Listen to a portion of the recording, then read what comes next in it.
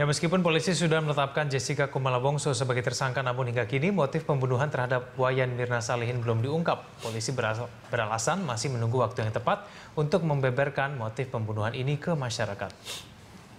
Jessica resmi ditetapkan menjadi tersangka dalam kasus pembunuhan Mirna setelah polisi melengkapi BAP secara maraton selama hampir 13 jam pada Sabtu lalu. Namun penetapan tersangka belum diiringi dengan motif pelaku meracuni Mirna. Polda Metro Jaya sudah berencana melakukan konferensi pers pada hari Minggu kemarin, namun diurungkan. Saat ini dengan ditetapkannya Jessica sebagai tersangka akan lebih memudahkan polisi untuk melakukan penggeledahan terutama ke rumah tersangka dan ke tempat-tempat lain yang berkaitan dengan keberadaan tersangka. Sementara jika polisi tidak segera menetapkan tersangka, dikhawatirkan sejumlah alat bukti akan dihilangkan oleh pihak yang tidak bertanggung jawab.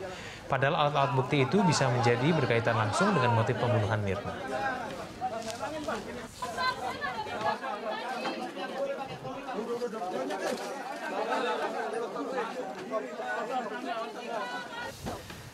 Ya, Pak Heru, ini berkaitan dengan motif hingga sampai saat ini belum diungkapkan kepada masyarakat. Padahal sebelumnya kita tahu pihak kepolisian begitu terbuka ya biasanya dalam mengungkapkan mengenai hal ini, tapi kemudian dalam motif belum diungkapkan, tapi kemudian Jessica sudah tersangka. Menurut Anda bagaimana?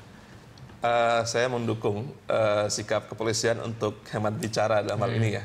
Karena motif itu memang harus dibuktikan, bukan diasumsikan, bukan dipradugakan, cuma harus dibuktikan melalui pemeriksaan para saksi, ahli dan sebagainya, juga alat bukti yang lain ya. Jadi kalau hanya berdasarkan asumsi itu tidak bisa, apalagi ini menyangkut nyawa orang dengan pasal yang sangat serius 340 Kitab Undang-Undang Hukum Pidana yang ancaman hukuman maksimal adalah hukuman mati. Jadi saya mendukung polisi sepatutnya tidak harus mengungkap ke media atau masyarakat tentang motif, karena juga belum clear apa motifnya. Kalaupun motifnya ada, ya biarlah di proses selanjutnya. Memang dengan penetapan tersangka ini polisi punya kewenangan yang lebih jauh untuk melakukan exploring ya, untuk kemudian dengan kejaksaan dan untuk menelusuri lebih jauh tentang apakah J itu benar-benar tersangka, benar-benar melakukan tindak pidana atau tidak. Jadi memang cuma tentang motifnya sendiri lebih baik memang tidak diungkapkan saat ini. Tapi tunggulah sampai proses lanjut berjalan. Apakah kemudian sampai proses penyelidikan yang kemudian sudah hampir memakan waktu 3 pekan ini begitu lama begitu? Apakah ini berarti cukup menunjukkan polisi sebetulnya kesulitan sebetulnya mengungkap motif sebenarnya? Saya melihat seperti itu ya. Ada bagian-bagian yang memang belum terungkap dan masih misteri. Karena misalnya tentang siapa yang meletakkan kata sianida di kopi tersebut itu sampai sekarang tidak terungkap.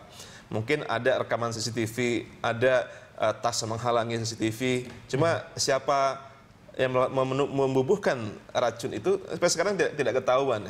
Mirip dengan kasus almarhum Munir yang ketika dia dibunuh dengan racun, itu tidak terlalu clear siapa yang kemudian menaruh racun arsenik ke dalam aqua dia, itu tidak clear sampai sekarang. Jadi saya khawatir kasus ini juga menjadi agak-agak misterius karena nggak jadi kabur. Tapi di sisi lain kita harus menghargai juga hak dari korban dan keluarganya, karena mereka perlu kejelasan tentang perkembangan kasus terkait dengan anak mereka ataupun saudara mereka. Pak Heru, kalau misalnya memang sampai sekarang ataupun sampai nanti masuk ke persidangan motif ini belum jelas diungkapkan begitu ya, apakah kemudian ini bisa membuat Jessica nantinya bebas?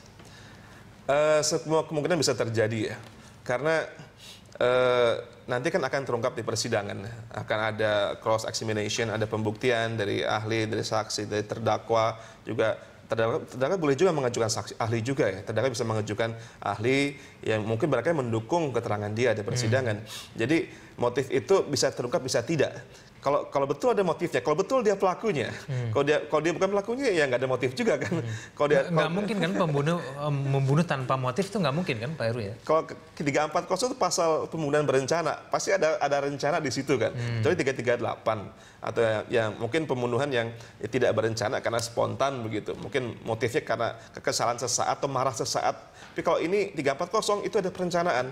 Jadi saya duga polisi memang punya dugaan bahwa ini memang ada motif terencana di situ sehingga belum diungkapkan ke masyarakat. Bisa karena memang belum waktunya atau mungkin masih perlu didalami. Untuk itulah mungkin J dijadikan sebagai tersangka supaya bisa terus didalami. Cuma yang kita khawatirkan juga jangan sampai kemudian timbul justifikasi ataupun viktimisasi kepada J terlalu berlebihan. Karena dia masih dalam status tersangka, belum menjadi terdakwa apalagi terpidana. Pak Heru, mungkinkah Jessica nanti pada saat proses persidangan bebas? Bisa jadi, bisa iya, bisa tidak. Ya, semua kemungkinan bisa bebas, bisa lepas, bisa dipidana. Pidana pun juga bisa bervariasi hukumannya. Oke, yang akan dijadikan senjata utama dari pihak Jessica itu apa menurut Pak? Saya duga tentang alat bukti yang mungkin masih belum dianggap belum sah dan meyakinkan ya. Tentang rekaman CCTV, tentang apakah benar J yang meletakkan bubuk sianida itu di kopi, itu menurut kuasa hukumnya itu tidak clear, tidak jelas. Baru keterangan ahli yang membaca wajah Jessica, kemudian ada CCTV yang seperti itu dan keterangan saksi dan sebagainya. Cuma belum sangat clear apakah memang benar-benar dia meletakkan bubuk sianida itu di kopi itu atau tidak. Ini yang mungkin akan terungkap di persidangan. Kita tunggu saja. Baik, kita tunggu nanti proses persidangan seperti apa. Pak Heru, terima kasih. Baik, terima kasih Mas. Selamat pagi, Pak Heru.